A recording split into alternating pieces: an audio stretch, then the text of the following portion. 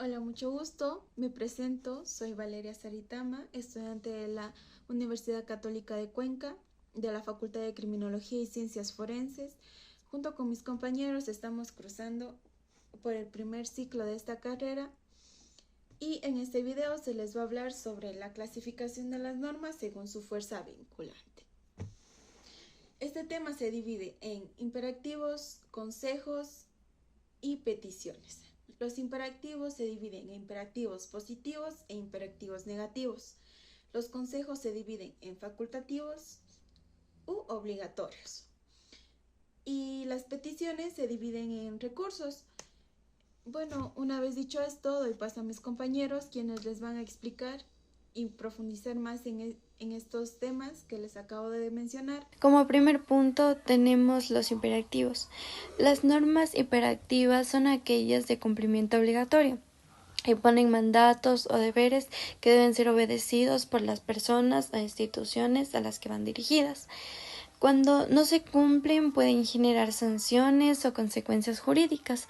Estas normas se dividen en tres tipos: imperativos positivos, imperativos negativos y imperativos condicionados. A continuación les voy a hablar de sus ejemplos. Imperativos positivos. Son normas que obligan a realizar una acción. Ejemplo 1. En el artículo 83, numeral 1 de la Constitución de la República del Ecuador, nos dice que debemos acatar y cumplir la Constitución, la ley y las decisiones legítimas de autoridad competente. En este artículo nos obliga a cumplir la Constitución y esto es una orden directa, por eso es un hiperactivo positivo. Ejemplo número 2. Este está en el artículo 392 del Reglamento de Tránsito y Seguridad Vial. Semáforo en luz roja, que establece que es obligación de todo vehículo detenerse antes de la línea de pare y el peatón abstenerse de cruzar la calzada. Si se utiliza solo en forma intermitente, significa que el conductor debe detenerse completamente antes de cruzar la vía. Aquí se ordena una acción específica: detenerse ante un semáforo en rojo. Esto lo convierte en un hiperactivo positivo. Ahora vamos con los hiperactivos negativos. Son normas que prohíben realizar una acción. Por ejemplo, en el artículo 233 de la Constitución nos dice: ninguna servidora ni servidor público estará exento de responsabilidades por los actos realizados en el ejercicio de sus funciones o por sus omisiones, y serán responsables administrativa, civil y penalmente por el manejo y administración de fondos, bienes o recursos públicos. Este artículo nos prohíbe que los funcionarios usen sus cargos para beneficio propio, y como aquí nos impide una acción, es un hiperactivo negativo. Ejemplo número 2. Artículo 66 de la Constitución, numeral 3, literal C. La prohibición de la tortura, la desaparición forzada y los tratos y penas crueles, inhumanos o degradantes. Este artículo prohíbe completamente la tortura y el maltrato. Esto lo convierte en un hiperactivo negativo. Imperativos condicionados. No ordenan ni prohíben, sino que declaran principios o derechos fundamentales. Vamos con el primer ejemplo. El artículo 12 de la Constitución nos dice que el derecho humano al agua es fundamental e irrenunciable. El agua constituye patrimonio nacional, estratégico de uso público, inalienable, imprescindible, inembargable y esencial para la vida. Esto no impone una acción directa, sino que declara un derecho esencial. Entonces esto es una norma declaratoria.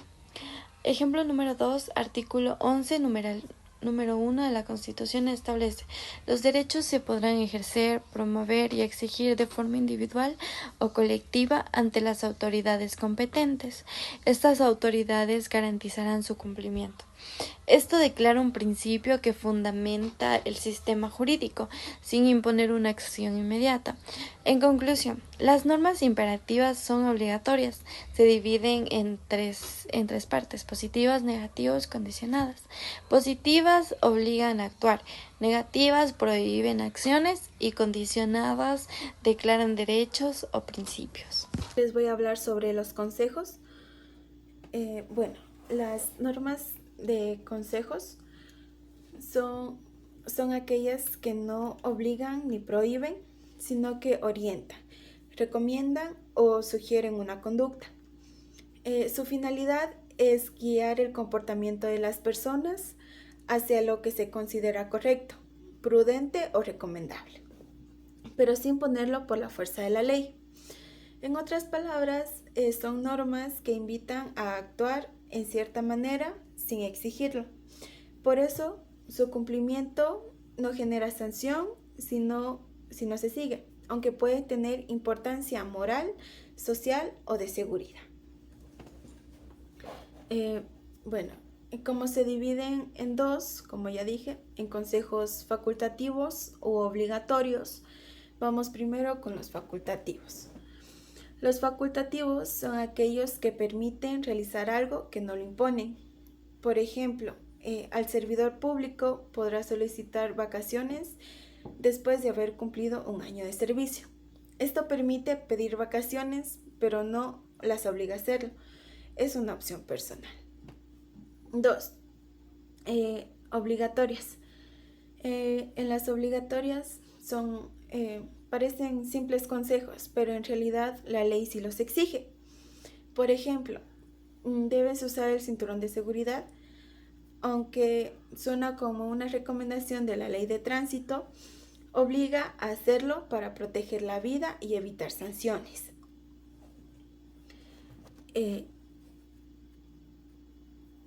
Las características son: 1. No son obligatorias, o sea que no están obligatoriamente forzadas a cumplirlas.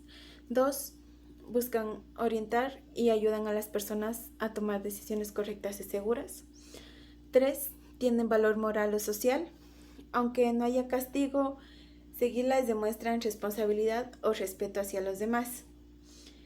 4. A veces se confunden con las normas legales, porque muchas recomendaciones también terminan siendo obligaciones cuando la ley las adopta. Por ejemplo, en el uso de cinturón de seguridad.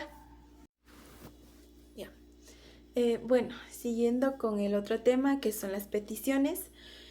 Las normas de petición son aquellas que no imponen una obligación ni prohíben algo, a diferencia de las normas imperativas, que mandan o prohíben, o las de consejo, que solo recomiendan.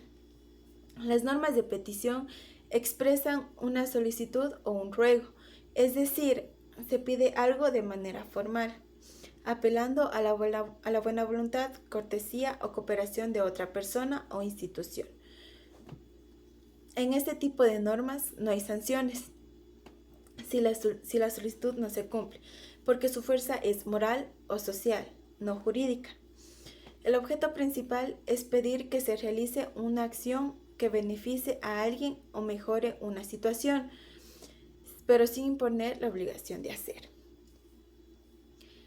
Por ejemplo, cuando un estudiante de alguna institución solicita materiales como computadoras, el ejemplo sería: se solicita al rectorado con materiales tecnológicos como computadoras y proyectores para un mejor aprendizaje.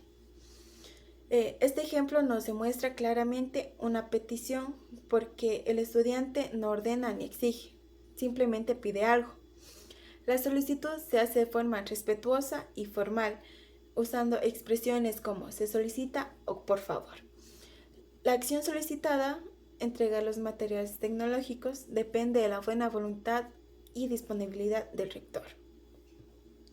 No hay consecuencia legal si no se cumple, pero sí puede tener una implicación social o institucional, porque esto busca mejorar el aprendizaje en el entorno educativo. Y bueno, eso ha sido todo. Muchas gracias por prestar atención a este video.